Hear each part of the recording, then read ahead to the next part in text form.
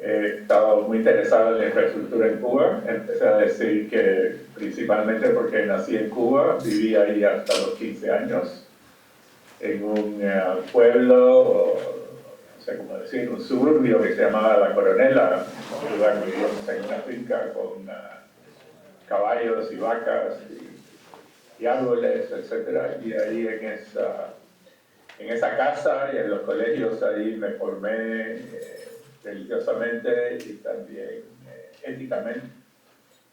Entonces, aunque he vivido la mayor parte de mi vida en Estados Unidos y otros países, muchos países del mundo, pero siempre me siento muy cubano. Entonces, por 40 años he trabajado en proyectos de infraestructura, principalmente en los aspectos de política pública, o sea, aunque he sido supervisor de oficinas de ingeniería, yo soy por profesión economista. Entonces el interés mío en la infraestructura es más en la parte de la política pública que incide en la eficiencia de la infraestructura. He trabajado en muchos países, en tal vez 40 países o más, de 4 continentes, generalmente países de ingreso bajo o ingreso medio, nunca en países ricos. En el año 2000 es que publiqué mi primer trabajo sobre que tenía algún interés para Cuba. Básicamente yo había trabajado mucho en la reforma de los sectores eléctricos y de telecomunicaciones en muchísimos países del mundo y publiqué un ensayo en que decía, bueno, si Cuba aprendiese de estas lecciones de procesos exitosos de reforma de estos sectores, ¿qué podría aprender Cuba de lo que se aprendió en numerosos países? Ese era mi trabajo que se publicó por el Association for the Study of the Cuban Economy, la Asociación para el Estudio de la Economía Cubana. Entonces ahí publiqué casi todos los años iba y generalmente hacía presentaciones sobre Cuba, no solo sobre infraestructura, pero también sobre asuntos constitucionales y también presenté sobre el sistema tributario, etc. Pero eventualmente publiqué trabajos en la institución Brookings de Washington en un libro sobre la energía en Cuba. Tengo un capítulo, el capítulo 3. También publiqué en Energy Policy, un modelo que voy a hablar un poco en una de mis diapositivas hoy. Entonces, como este artículo de Energy Policy no se puede, hay que pagar, pero yo he compartido con los organizadores tanto el artículo de Energy Policy como el capítulo de Brookings, porque si alguien lo quiere leer no tienen que comprar todo el libro, solo pueden leer el capítulo 3. Entonces, mi relación con los ingenieros cubanoamericanos comenzó en el año 2000, cuando mi amigo Teo Babú organizó en la Casa Cuba de la Universidad de Miami una reunión en la cual hizo una presentación a las 3 organizaciones de ingenieros cubanoamericanos. Esos son los civiles, los eléctricos y mecánicos, y por último los ingenieros azucareros. Entonces, en ese momento, lo que me pidió Teo era que estos ingenieros cubanoamericanos estaban interesados en trabajar en cosas de Cuba y qué consejo yo les podía dar al respecto. Entonces, en ese momento yo era el director de una oficina de infraestructura en la Agencia para el Desarrollo Internacional de los Estados Unidos. Era una oficina bastante grande, como 50 personas, 4 divisiones, energía, telecomunicaciones, asuntos urbanos y por fin ingeniería. Allí estaban todos los ingenieros de la agencia. Entonces, pero en ese momento mi trabajo no tenía nada que ver con Cuba. Mi trabajo en ese momento estaba más relacionado con Afganistán y con Irak y con Pakistán, con Sudán, con Haití. Bueno, porque Estados Unidos acababa de invadir esos países y y en Haití había habido un terremoto horrible. Entonces, la agencia para la cual yo trabajaba, eso era en los países que se le daba más énfasis. O sea, yo pasaba la mayor parte de mi tiempo en esos países y no tenía nada que ver con Cuba. Pero entonces empecé a escribir ensayos sobre Cuba, pero no de 9 a 5 en el trabajo, sino en las noches o en los fines de semana. Y entonces esos pequeños ensayos empezaron a circular y entonces de pronto me pidieron que trabajase en cosas de Cuba. Entonces, por eso le daba el consejo a los ingenieros cubanoamericanos. Yo, como empecé a trabajar formalmente en Cuba, ya entre 9 y 5, no solo los fines de semana, bueno, porque por mi cuenta escribí ensayos, leyeron muchas personas, y entonces me pidieron que lo presentase al Consejo de Seguridad de la Casa Blanca, lo presenté en algunos en el Comando Sur de Estados Unidos, en el Tesoro, en varios lugares. Entonces, desde ese momento que fui a Casa Cuba, comencé a cooperar con los ingenieros cubanoamericanos y trabajé por muchísimos años con mi amigo, el tristemente fallecido Manolín Cerejo. Gracias a él conseguí mucha información sobre el sector eléctrico. Debo decir que Manolín era un hombre brillante, era un patriota y era muy generoso con su tiempo. Yo lo llamaba y hablaba con él todo el tiempo que quería. Y era extremadamente generoso con la información. Yo a través de mi carrera muchas veces estuve en lugares y había personas que tenían información y no querían compartirla. En inglés a veces la gente dice, information is power, la información es el poder, ¿no? Entonces la quieren guardar y también la información puede tener valor comercial, pero Manolín nunca dejó de compartir todo lo que tenía conmigo, así que quiero reconocerlo aquí. También quiero agradecer a María Porrata y Elena Solo Gabriel, a quienes conocí en este momento y siempre me han brindado su apoyo y amistad. Aquí vamos a la próxima diapositiva. Un poco hablar de las consideraciones iniciales. Bueno, la infraestructura obviamente no hay que tener mucho estudio, es un factor clave para el desarrollo económico, pero aquí estoy hablando, hay un estudio de Covidan y Usina del año 2013, ellos hicieron un estudio econométrico de todo el mundo, la infraestructura, qué impacto tiene en el desarrollo económico. Eso es una cosa difícil porque obviamente la infraestructura causa el desarrollo económico, pero cuando los países tienen un buen desarrollo económico también pueden invertir en más infraestructura. Entonces hay un problema, el problema que viene primero, el huevo o la gallina, ¿no? Pero ellos usan las mejores técnicas econométricas para en verdad probar qué es la infraestructura la que causa el desarrollo. Y dentro de eso ellos concluyen que la infraestructura de electricidad y telecomunicaciones tiene un efecto mayor que el transporte, o sea, las carreteras, los puertos. No que las carreteras y los puertos no tengan gran impacto en el desarrollo económico, sino que las telecomunicaciones y la electricidad tienen más que los otros, ¿no? Entonces, a veces uno ve infraestructuras, todo, ¿no? Edificios, escuelas, etc. Pero yo me limito a una definición tal vez más común, que es que los principales sectores de infraestructura son la electricidad, las telecomunicaciones, el agua y saneamiento y el transporte, incluyendo puertos, aeropuertos, carreteras, caminos, etc., ¿no? Esta presentación, por el tiempo, voy a hablar solo de dos, aunque he escrito también algo sobre el agua y los puertos, etc.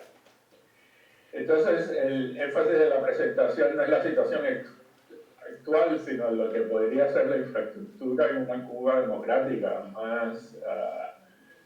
más en una línea de dar énfasis al sector privado, dar énfasis a los mercados, ¿no?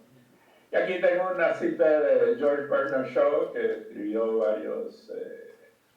varias obras, era un dramaturgo inglés, ¿no? Y él dijo, ves las cosas como son y preguntas por qué. Yo sueño con cosas como nunca fueron y pregunto por qué no. Básicamente lo que digo, ¿por qué no? Cuba puede ser un país que promueva la infraestructura de una forma moderna, que viene la inversión, que rápidamente hay 3, 4 compañías celulares compitiendo unas con otras. Es posible. Y no cuesta nada soñar. Vamos a la próxima diapositiva. Unos comentarios generales, ¿no? Y aquí tengo otra diapositiva que va a seguir esto, pero cuando hablo de participación privada no quiere decir privatización total. Puede ser también apoyo técnico a la gerencia de una empresa estatal, contratos de gerencia, arrendamiento de activos, que los franceses le pusieron el nombre aftermarket, y concesiones. Otra cosa que es importante en la presentación es que yo desarrollé con Silvia Alvarado de Córdoba, una ex colega, desarrollé un marco, se puede decir un marco teórico para ver cuáles son los factores que más propician la inversión privada en infraestructura. Ese marco conceptual lo desarrollé para un estudio que hice para el Center for Strategic and International Studies, donde yo era asesor. Entonces, pero después ese mismo marco teórico o marco conceptual lo utilicé para desarrollar una estrategia para mejorar el sector eléctrico en 12 países de África del Norte y el Medio Oriente, o sea, Marruecos, Libia, Yemen, Irak, etc. Entonces, ahí tengo 3, y esto lo estoy explicando porque cuando hablo de Cuba voy a utilizar un poco este marco, Entonces hay 3 niveles, nivel país, nivel sectorial y nivel empresa. El nivel país son las condiciones que están fuera de la infraestructura, las cosas que afectan en general la inversión privada, la libertad económica, inclusive la libertad, los derechos civiles, derechos ciudadanos. Es el marco en que hace el país un lugar propicio para trabajar.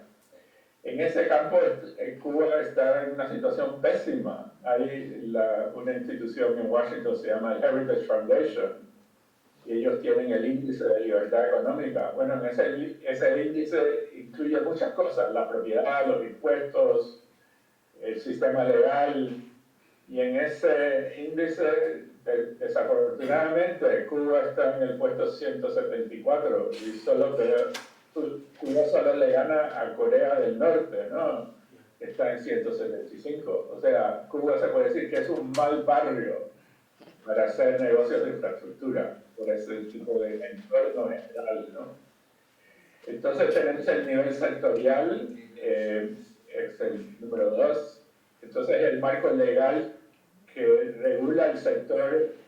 O sea, generalmente hay una ley de telecomunicaciones, una ley de electricidad, y generalmente hay un regulador independiente que es como el referee, ¿no? Primero hay las reglas del juego y después el regulador se puede decir que es como el referee en un juego de fútbol, ¿no? Y entonces es una persona, no es solo las leyes que son importantes, sino son las personas que siguen por el cumplimiento de las leyes. Y después tenemos el nivel empresa, que es la eficiencia interna, ¿no? Por ejemplo, la Unión Eléctrica es una empresa terrible, ¿no? En términos de su productividad laboral, sus pérdidas técnicas, etc. Entonces, el papel del regulador es, y yo he trabajado mucho en cosas de regulación, el papel del regulador es muy difícil, porque tiene 2 funciones principales que en cierto modo pueden entrar en conflicto, porque el regulador tiene que proteger a los consumidores, porque este tipo de sector como electricidad, telecomunicaciones, tiene aspectos monopólicos. Entonces se puede pensar que la empresa puede abusar del consumidor, pero a la vez el regulador tiene también que proteger al inversionista para que el gobierno, de una forma o de otra, especialmente con tarifas bajas, no empiecen a confiscar la empresa, porque se puede confiscar la empresa quitando los activos, pero se puede confiscar la empresa también imponiéndoles una tarifa muy baja, ¿no? Entonces vamos a la siguiente diapositiva. Es simplemente hablar un poquito más y relacionar esto a Cuba, a la Cuba de hoy y a la Cuba que puede ser, ¿no? Cuando hablamos de participación privada en infraestructura, tenemos el cuadro este está aquí, ¿no? Con las 4 columnas, etcétera. Quiero confirmar que están viendo. Sí. Ok. Entonces ahí, del lado izquierdo tenemos una empresa como la Unión Eléctrica, totalmente privada, totalmente pública. Y a la mano derecha tenemos privado, una empresa totalmente privada que en verdad no existe en Cuba. En Cuba todas las... Bueno, esas MIPYMES son, se puede decir, privadas, pero empresa grande creo que en Cuba no existe. Entonces, si vamos a la primera columna, o la primera gran columna, apoyo a la gerencia, eso es una cosa que he hecho mucho en mi trabajo. Esas son empresas estatales que no quieren privatizar nada, pero que el Banco Mundial o la AID, donde he trabajado, o el Banco Interamericano de Desarrollo, les da algún tipo de asistencia, como puede ser apoyo con los sistemas contables, apoyos para el mantenimiento de las líneas en una empresa de sistemas mejores para mejorar las líneas eléctricas. Puede ser mejora del sistema de cómputo. Ahora, este tipo de programa no funciona generalmente si los empresarios no quieren tener la ayuda, porque a un consultor y le dice, mire, tiene que cambiar este sistema, pero si no quieren seguir las instrucciones, pues no lo hacen. Yo tuve esa experiencia porque he sido consultor, ahora tengo mi propia empresa, también fui consultor independiente.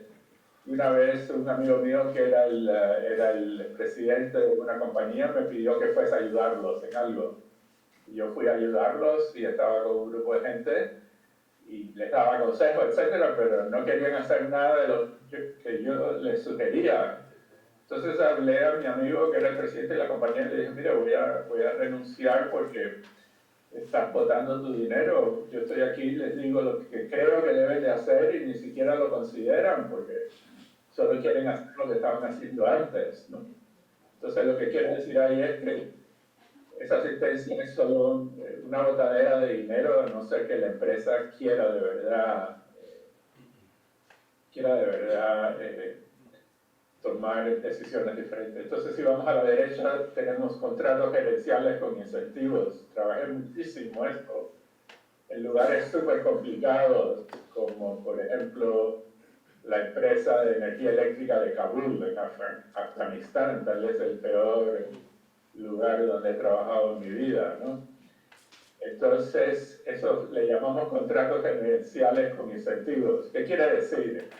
Hay una empresa estatal y a esa empresa se envía un equipo de personas, vamos a decir 5 o 7 personas, y ellos manejan la empresa como si fueran ellos los dueños, ¿no? Oye, ellos están representando, en verdad, los dueños, que son los ciudadanos del país, pero ellos son los gerentes y pueden tomar todo tipo de decisiones con relación a qué personas deben de irse, quiénes tienen que ser echados de la empresa y cambiando todos los sistemas. Generalmente esos contratos obviamente solo funcionan si estas personas tienen el control total sobre la empresa y generalmente esos contratos, los que yo he diseñado, tienen algún tipo de incentivo o bono para si tienen mejor performance.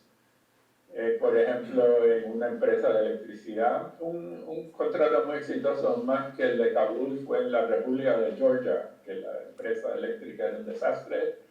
Fueron unos consultores, tuvieron que eliminar a muchos de los empleados que eran corruptos, trajeron nuevos empleados que eran de Georgia, los contrataron en el propio mercado ahí. Pero el contrato les daba un pago, les daba un beneficio. Ahí básicamente vamos a decir que las pérdidas técnicas eran, vamos a decir, no es el porcentaje exacto, pero vamos a suponer que eran 60% eran las pérdidas técnicas, o sea, la electricidad que se genera pero que no se cobra. Si era 60%, el contrato podría decir, si las bajas a 30%, hay un beneficio del 30%, este es el valor monetario de esa mejora que llevaron a cabo ustedes. Bueno, de ese 30 puntos porcentuales se pueden quedar ustedes con la mitad o con una cuarta parte, con el 10%. O sea, darles a esas personas no solo un sueldo, ¿no?, pero un incentivo para ir más allá, ¿no? Y yo creo que ese tipo de contratos se podía hacer con las empresas de distribución en Cuba, si hay un interés en mejorar las cosas.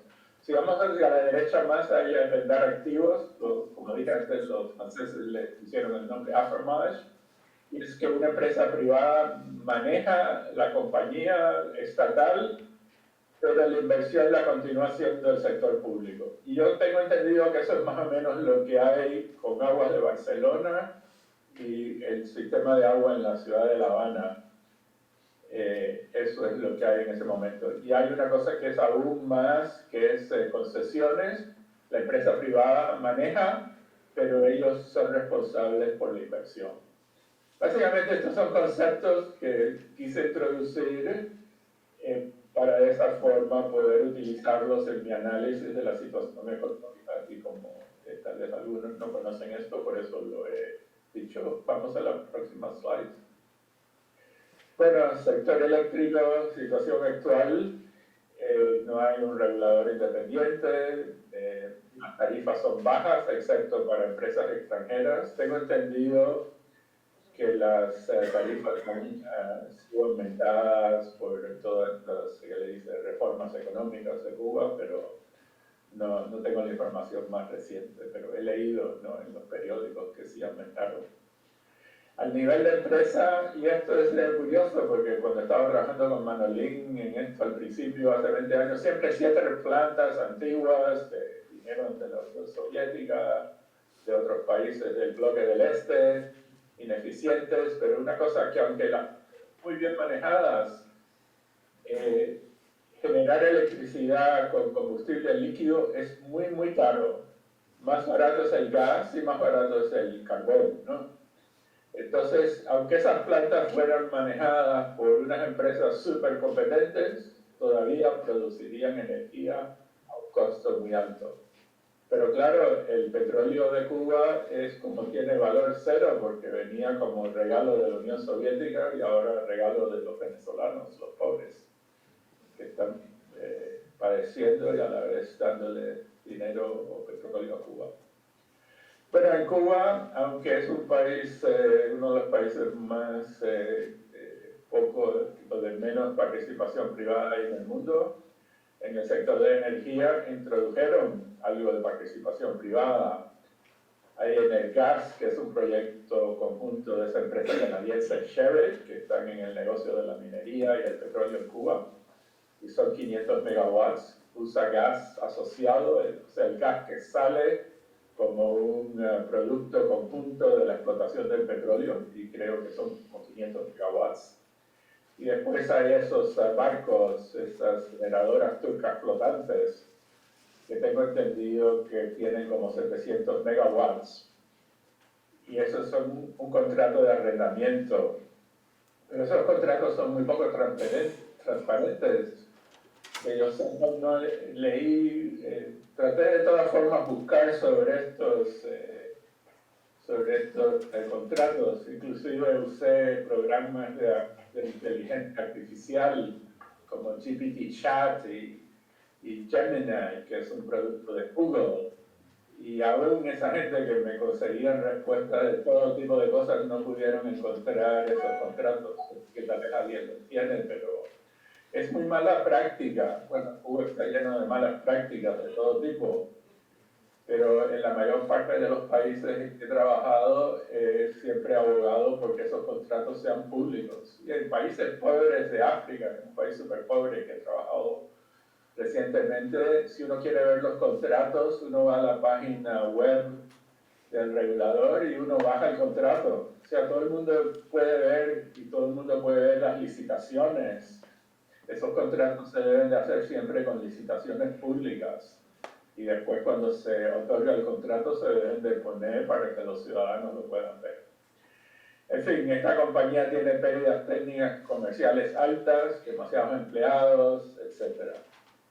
Y las pérdidas financieras altísimas. O sea, si uno pone al precio del petróleo, le da al precio del petróleo un precio cero, sí, estas empresas generan mucho dinero para el gobierno.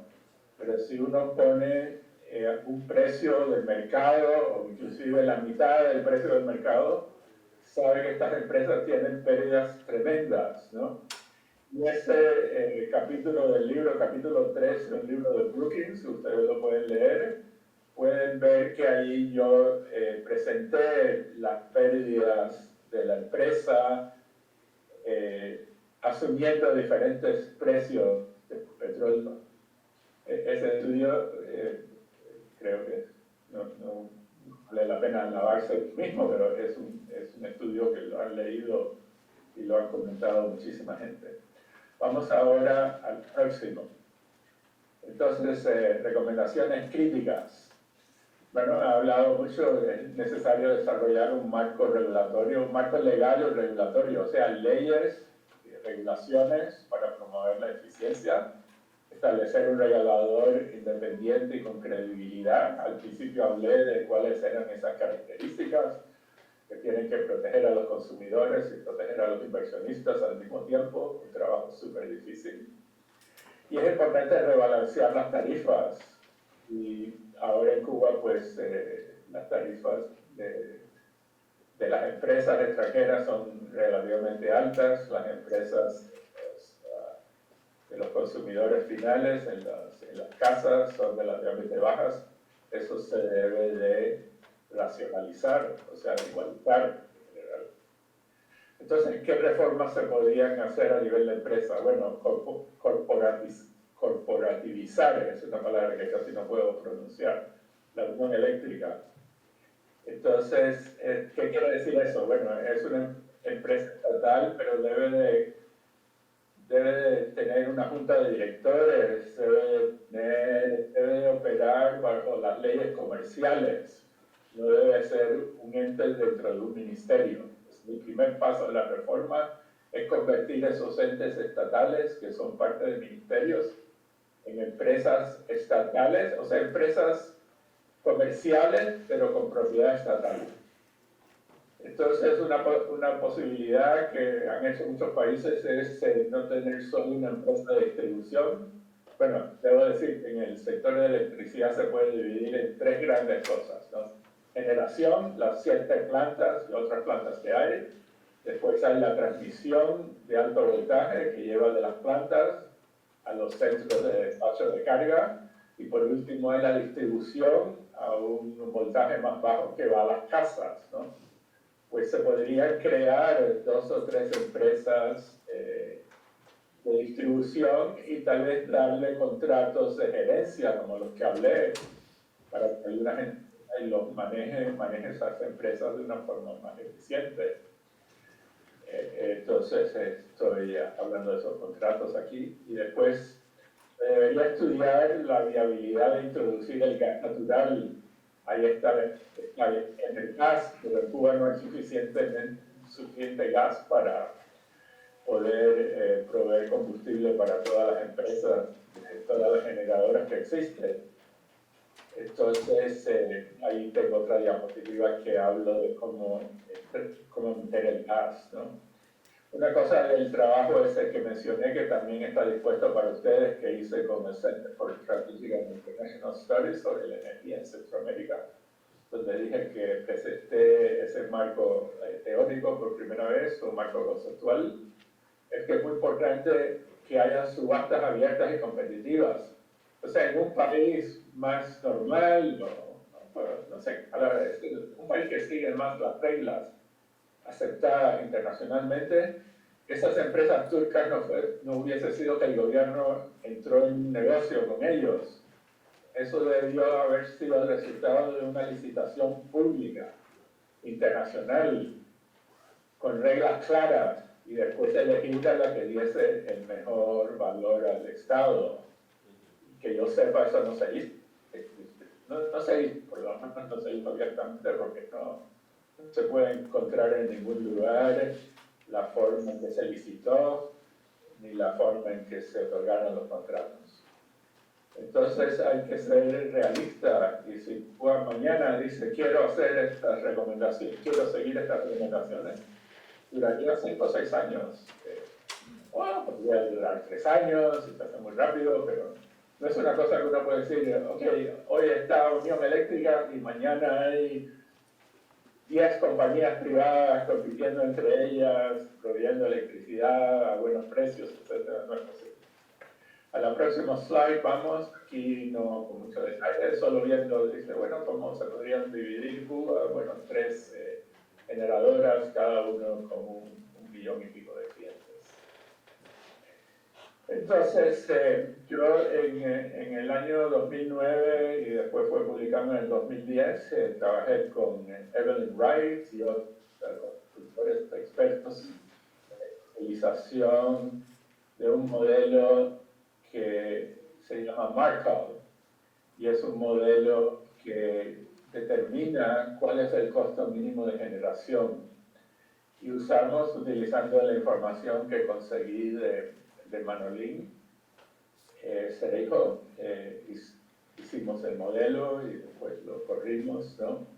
Y el análisis concluye que la inversión en nuevas plantas de ciclo combinado de gas natural es la opción más rentable siempre. En Estados Unidos se han reemplazado una gran cantidad, casi no hay generadoras con combustible líquido, pero el gas, estas plantas de ciclo combinado de gas han reemplazado al carbón de una forma muy importante. Por lo tanto, Estados Unidos está produciendo electricidad a un costo más bajo y a la vez de una forma muchísimo más limpia. Porque el gas natural emite carbono, pero emite una fracción muy pequeña de lo que emite una planta de carbón. Bueno, también no es solo, también sería muy importante aprovechar más las fuentes renovables no convencionales como la solar y la eólica. Especialmente la solar, sus precios continúan, los precios de inversión continúan bajando, y de esa forma diversificar la matriz energética. Y esto ahora también, el costo no solo de los paneles solares ha bajado, pero también el costo de las baterías. Las baterías son muy importantes porque la energía solar y eólica, la energía solar aún en un lugar, por ejemplo en Arizona, conozco bien ahí, es un desierto, hay un desierto muy árido, pero aún ahí a veces llega una nube y para la energía solar, entonces hay que reemplazar la solar instantáneamente por algo. Puede ser con gas, pero también puede ser si la electricidad ha sido almacenada en una batería. Entonces, con eso, bueno, así muy a grosso modo, los costos de generación se podrían reducir hasta un 50%. Y los resultados son muy sólidos, decimos en inglés, en cosas de estadística, robust. Eso quiere decir que si uno cambia los parámetros, la solución es la misma. O sea, si uno cambia el precio del petróleo, el precio del gas, diferentes parámetros, daba siempre que la mejor solución para Cuba era el gas. Entonces yo creo que una cosa, y después voy a hablar de qué podían hacer los ingenieros, sería muy interesante modelar esto, no necesariamente con Markov, porque hay otros modelos. Yo, por ejemplo, en una época sabía usar muy bien lo que se llama PILOLADE, que fue desarrollado por el Banco Interamericano de Desarrollo, BID, y por la Organización Latinoamericana de Energía. Ese era un modelo utilizado en grandes computadoras, pero ahora se puede usar en una computadora personal.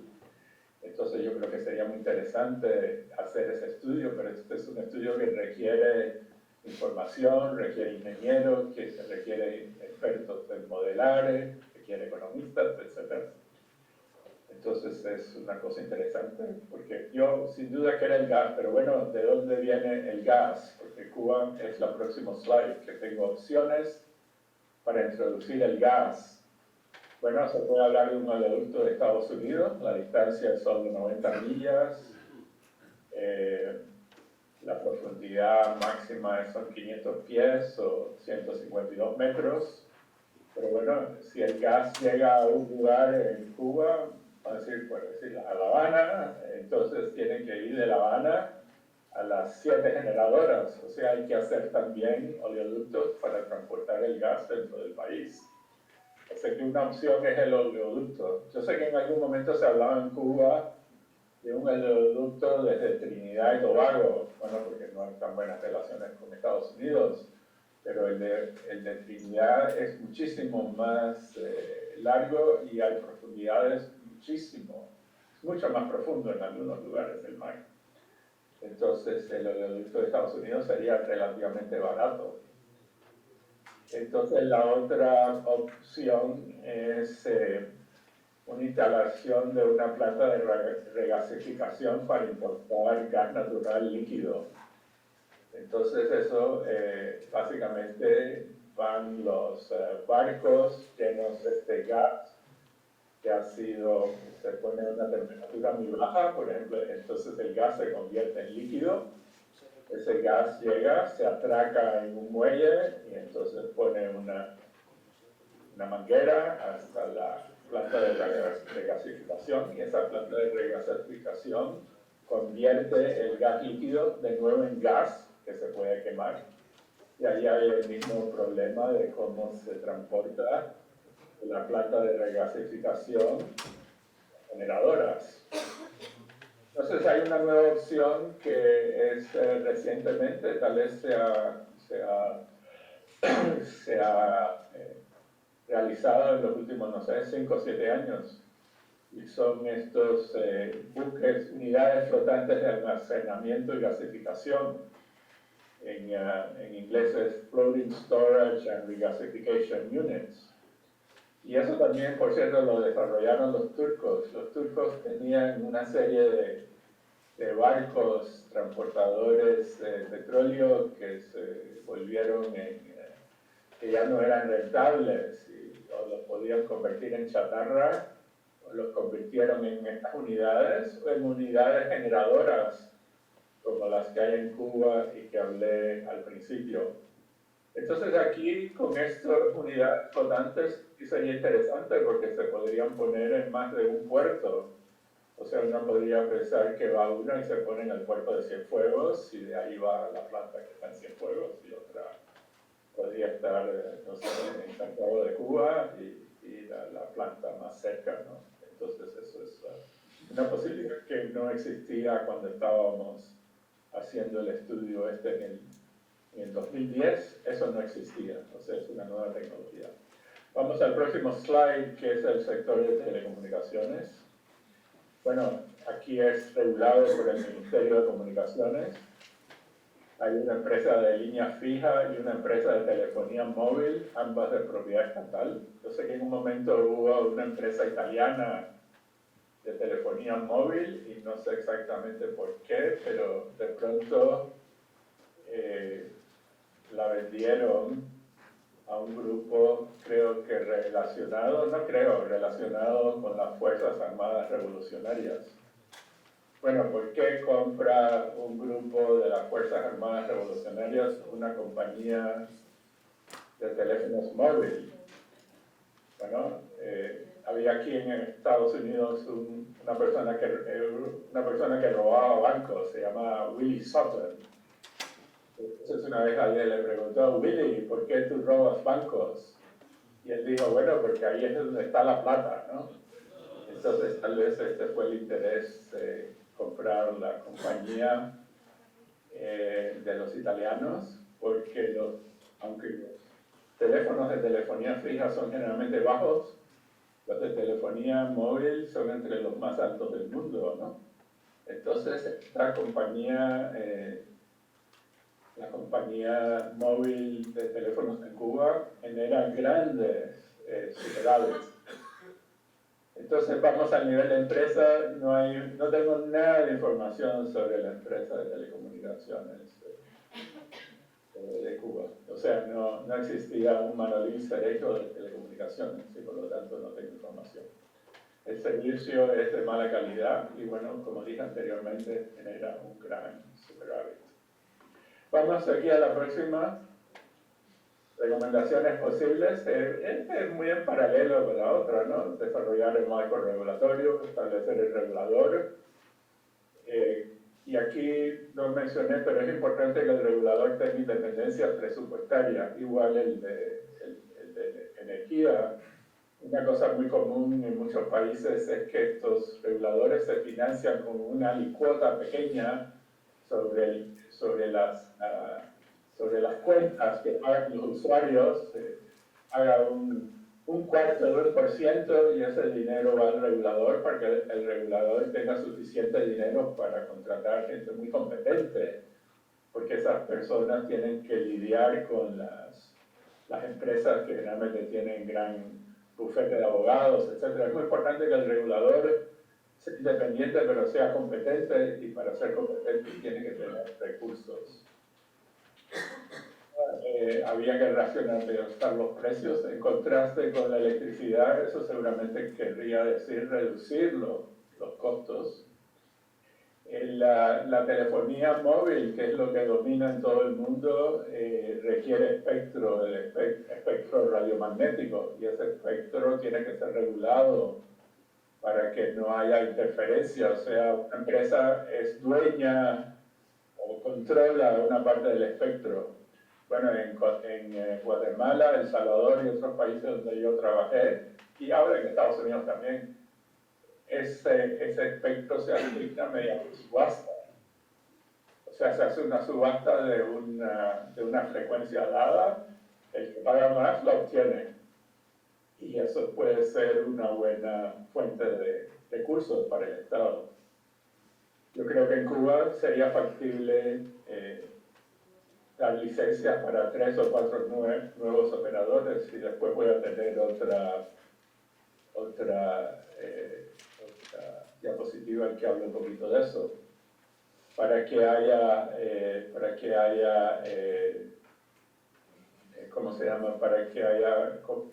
pueda haber competencia entre un operador y el otro. Es muy importante una cosa que existe en Estados Unidos, que es la portabilidad del número.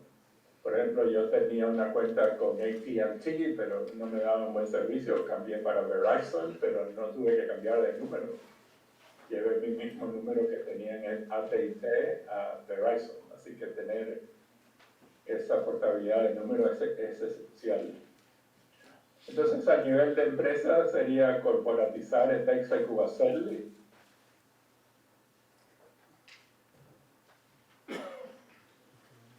La competencia es más importante que la privatización, por eso creo que deben de hacer lo máximo por hacerlo lo más rápido posible, y eso se puede hacer en 1 o 2 años. Ahí hablé que la reforma de la electricidad puede tomar 5 o 6 años. La reforma de telecomunicaciones puede ser entre 1 o 2 años. Y hablé que trabajaba mucho en Afganistán. Bueno, pues en Afganistán, cuando todavía estaban las balas volando, ya se estaba estableciendo una empresa de telecomunicaciones privada, y ahí yo trabajé algo en ese proyecto. Entonces vamos a la próxima diapositiva. Entonces, ahí hablé de que podían haber 3 o 4 compañías de teléfonos en Cuba compitiendo una con otras, y me puse a buscar un país similar a Cuba, con una población similar y un ingreso per cápita similar. Claro que el ingreso per cápita en Cuba es muy difícil de estimar, pero por lo menos la cifra oficial parece que es similar a la de República Dominicana. Y en República Dominicana hay 4 operadores celulares que tienen sus propias torres, etcétera, tienen su propia infraestructura. Y hay también 4 operadores de redes virtuales móviles. Esos son operadores que no son dueños de la infraestructura física, pero que compran tiempo en minutos de los que sí tienen infraestructura física, y entonces la revenden a otros. Eso contribuye a la competencia porque hay 4 con infraestructura y 4 también compitiendo, o sea que en verdad hay 8 compañías compitiendo por precio y eso es lo que hace que los precios bajen. Para promover la competencia hay que tener reglas claras para la interconexión entre redes y un mecanismo ágil para dirimir disputas. Ahí yo he hecho mucho trabajo en el campo. Hay que tener subastas de espectro para 2 o 3 o aún 4 operadores para estos operadores de redes móviles virtuales y estas ventas de espectro pueden ser una buena fuente de recursos físicos. Vamos a la próxima diapositiva. Bueno, algunas conclusiones. El crecimiento económico obviamente va a requerir la modernización de la infraestructura de Cuba. Y esa modernización va a requerir una participación privada. Y eso puede ir desde contratos de gestión hasta privatización total. Acuérdense de ese slide que tenía de varias columnas. Cuando hablo de privatización, no hablo de ser una compañía totalmente privada. Puede ser, hay matices de privatización. Y se debe buscar el matiz más apropiado para el tiempo y para el tipo de infraestructura. Bueno, el entorno al nivel nacional es importante y la mejora de indicadores, como hablé del Heritage Foundation, es necesaria, pero eso toma tiempo. Como dije, Cuba ahora tiene muy mal ranking, ¿no? Entonces, la reforma de las telecomunicaciones y la energía requerirá el establecimiento de un marco legal regulatorio que incluya el establecimiento de una agencia reguladora independiente y con credibilidad. El rebalanceo tarifario probablemente requerirá aumentos en las tarifas de electricidad y reducciones en las tarifas de telecomunicaciones móviles. Es importante considerar subsidios directos y bien focalizados para los pobres, especialmente en el caso de la electricidad. O sea, si decimos que las tarifas eléctricas para todos deben de aumentar a un nivel, es importante que personas de bajos recursos tengan la habilidad de tener electricidad en sus casas. Ahora, eso se hace de 2 formas. La forma mejor, tal vez, es mediante un subsidio directo, como hacen, por ejemplo, en Chile. Simplemente le dan a los ciudadanos una cantidad de dinero para que compren cosas que no podrían comprar de otra forma.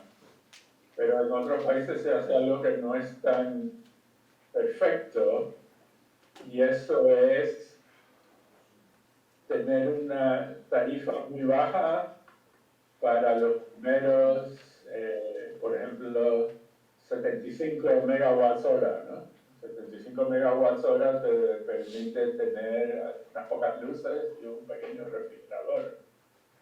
Y básicamente lo que hace es que por esos primeros 75 kilowatts hora pagas una tarifa muy subsidiada. En el momento en que llegas a 76, empiezas a pagar una tarifa más alta. Eso es lo que se podría hacer. Y vamos a decir que la participación privada en las telecomunicaciones es fundamental para la competitividad del país, para poder hacer negocios internacionales, para poder hacer negocios locales. Y se puede promover mucho más fácil que la electricidad, porque obviamente hay la telefonía móvil, no hay la electricidad móvil. La electricidad no se transmite obviamente por el espectro radioeléctrico, pero sí la telecomunicación. Mucho más fácil la telecomunicación.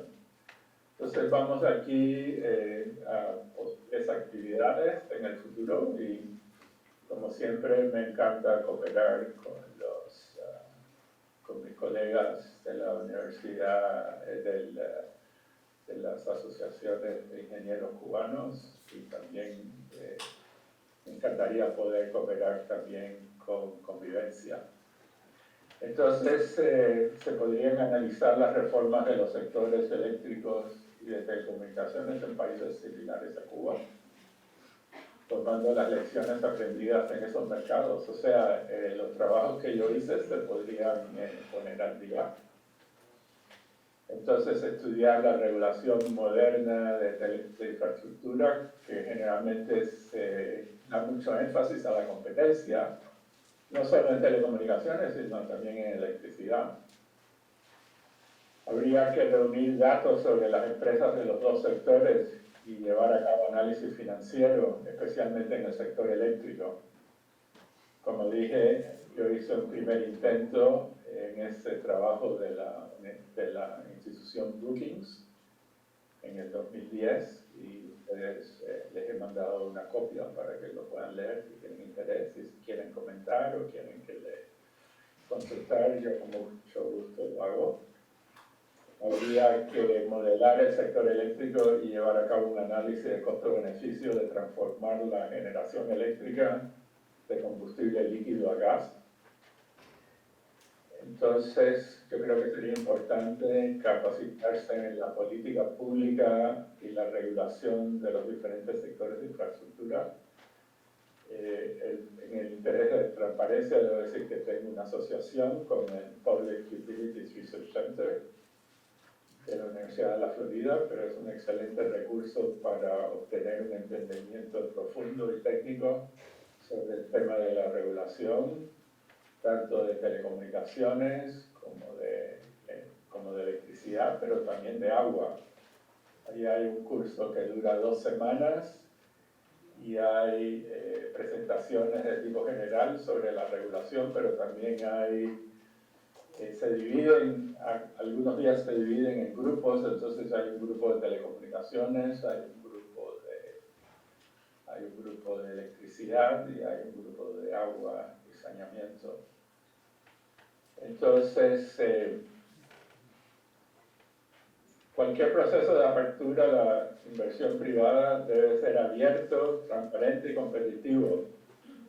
Y solamente cuando se cuente con marcos regulatorios apropiados que estén vigentes. Después del colapso de la Unión Soviética, no solo en lo que es hoy día Rusia, pero en otros países, hubo tremendo robo de activos, tanto de activos físicos que los vendían, como de activos financieros. Hubo todo tipo de robos. Entonces es muy importante evitar con las lecciones que hemos aprendido. Entonces vamos a mi última diapositiva, a mi último slide. Agradecer la invitación. Ya hay preguntas o comentarios.